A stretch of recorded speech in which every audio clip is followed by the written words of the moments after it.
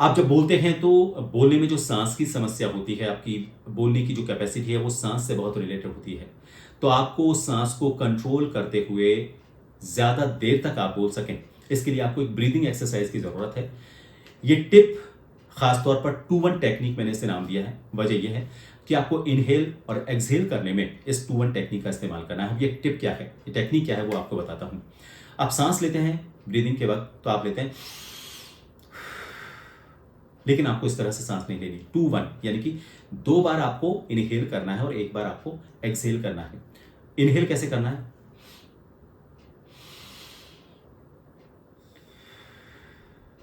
सांस लेते वक्त आपको फिर हल्का सा 1 सेकंड का पॉज और फिर पूरी सांस लेनी है। आप देखेंगे पहले से आप ज्यादा सांस ले पा रहे हैं और फिर इसके बाद धीरे धीरे धीरे एक बार में पूरी सांस को आपको छोड़ना है। वापस आपको बताता हूं।